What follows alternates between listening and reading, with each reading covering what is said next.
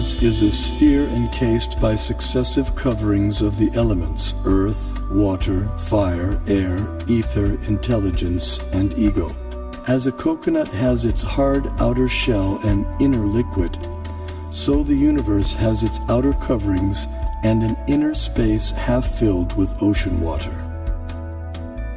On that ocean, another Vishnu expansion reclined on a serpent bed while being massaged by his consort Lakshmi.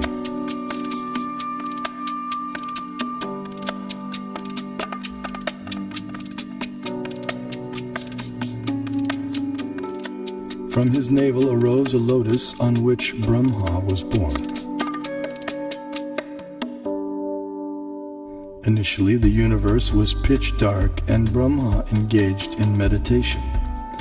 Then he was empowered to create the universe.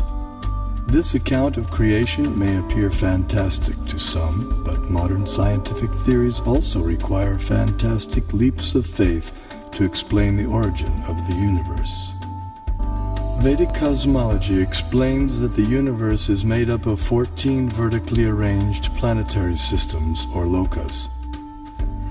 Each system resembles a galaxy and comprises stars, planets, and other celestial bodies. The topmost planetary system is Satyaloka, the abode of Brahma, which is at a height of 1.87 billion miles above Earth. Below the Satyaloka planetary system is the Tapaloka planetary system, the abode of the ascetics, which is at a height of nearly 1 billion miles above the Earth. Here, the ascetics live in a solitary, serene environment conducive for yoga and meditation on transcendence. Their disciplined life of joyous austerity prepares them for returning back to the non-material world.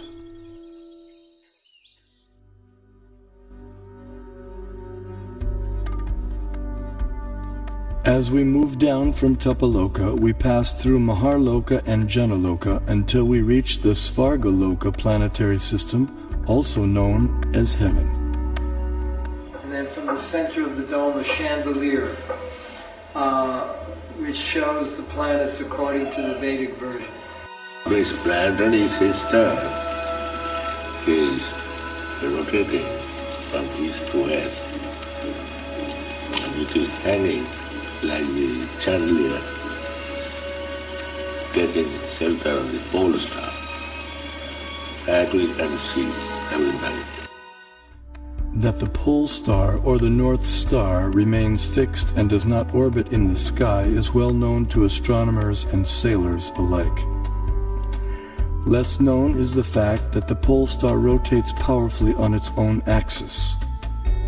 The ancient Vedic text called Matsya Purana explains, the planets and stars are all attached to the pole star by invisible astral cords of wind called pravaha.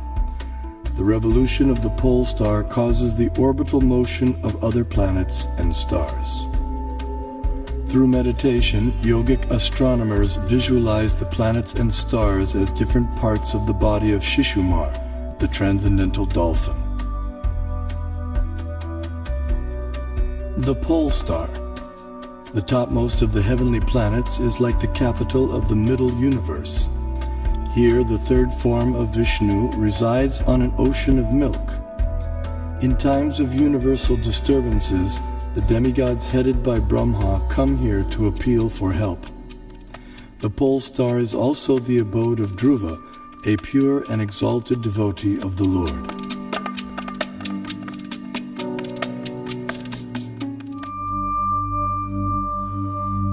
The Vedic geocentric model explains how the sun moves around the pole star, situated vertically above Earth's north pole.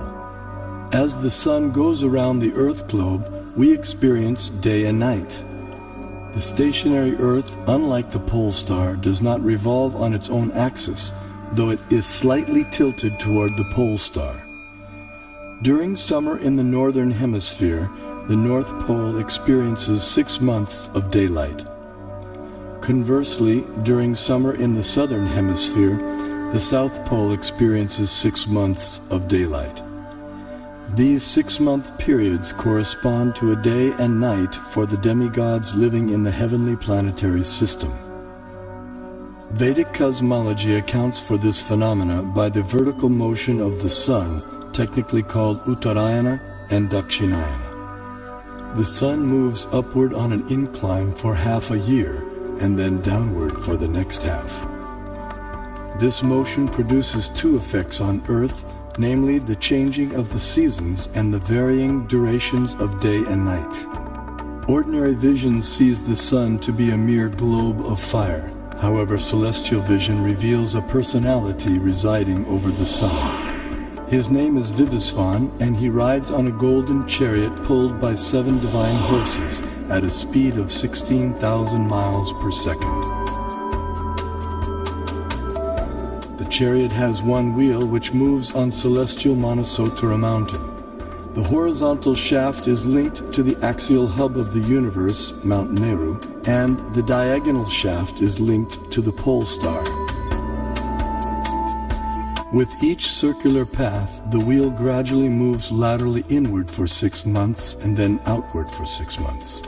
Similar to the chariot's vertical motion, this lateral action fine-tunes seasonal changes on Earth.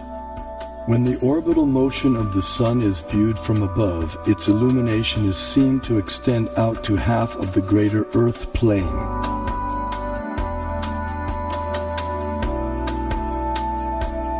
During its orbit, the sun passes over the 4 cities situated in the 4 cardinal directions.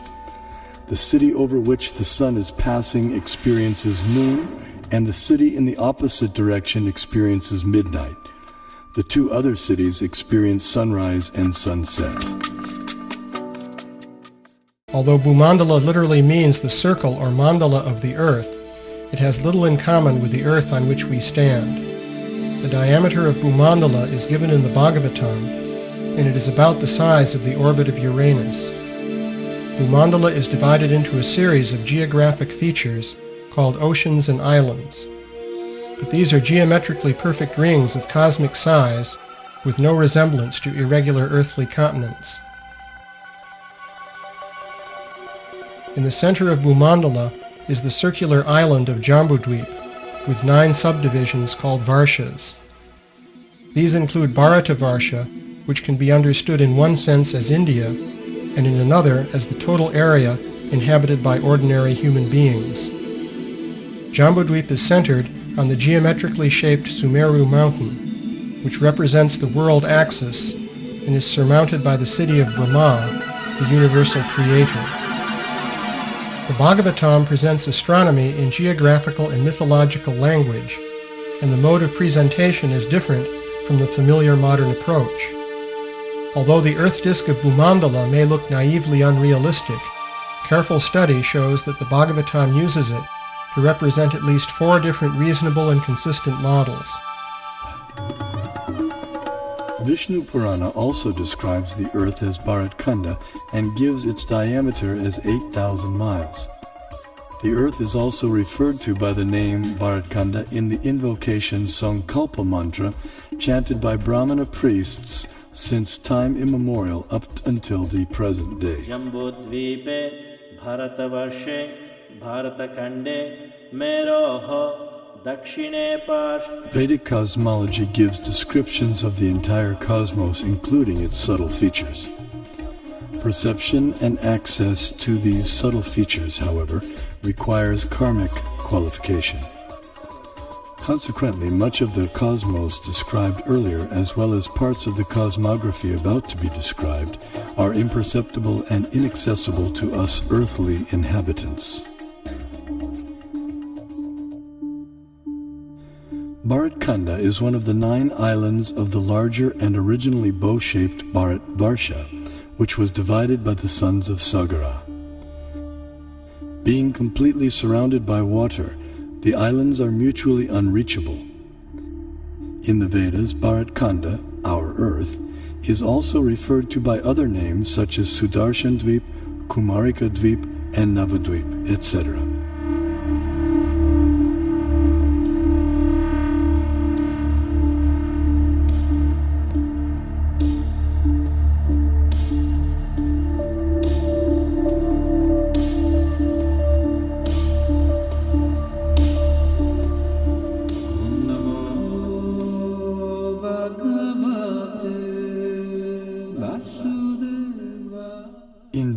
Varsha, the famous mountains known as the Himalayas are tall and immovable.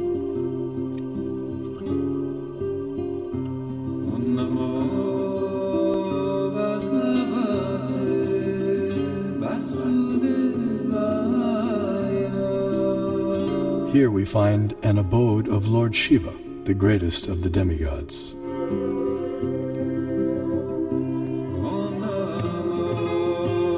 In the center of Jambudvip stands the most extraordinary divine golden mountain called Meru. Meru is shaped like an inverted cone, and it is the sporting place for the demigods.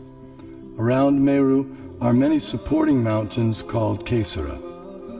Jambudvipa is 0.8 million miles in diameter and is surrounded by the saltwater ocean of the same width.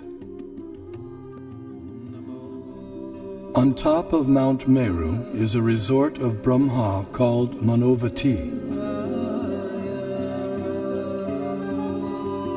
The famous celestial river Ganges descends to the center of Manavati and then flows out into 4 directions. Surrounding Manavati in the 8 directions are the resort cities of the chief demigods. One of these cities is Amaravati, the resort of Indra, king of heaven. King Indra lives here in majestic opulence, attended to by musicians, dancers, and reciters. The greater earthly planetary system extends out to the edges of the universe and has a diameter of 4 billion miles. Known as Bhumandala, shaped like a lotus flower, it has 7 concentric islands and oceans with Mount Meru as its pericarp.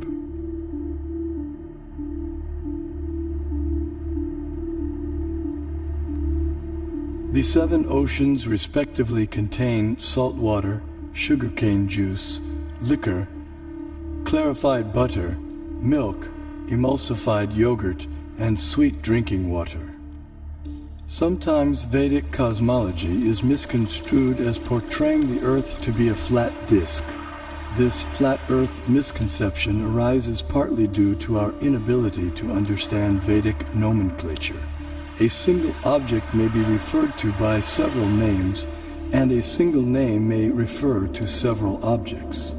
For example, the term Earth may be used to describe at least 6 different aspects of cosmology.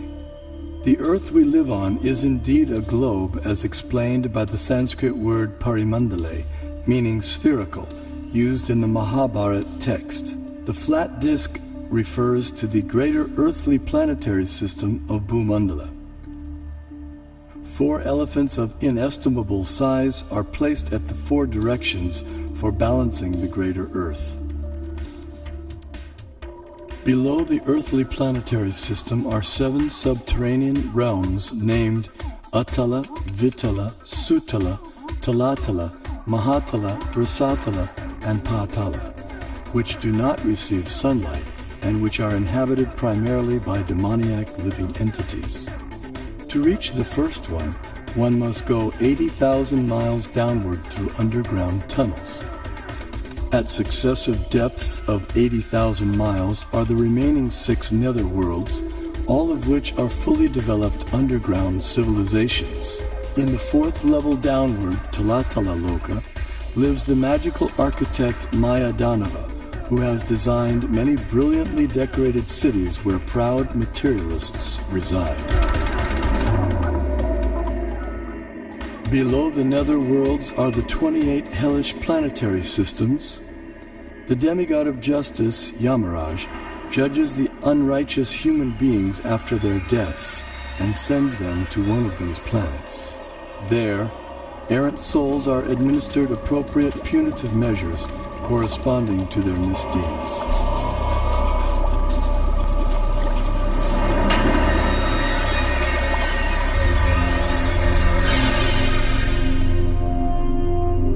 The earthly and subterranean planetary systems rest upon one of the hoods of the gigantic divine serpent, Shesha. Shesha in turn is held up by the colossal transcendental tortoise, Kurma. and Kurma resides in the ocean that fills half the universe.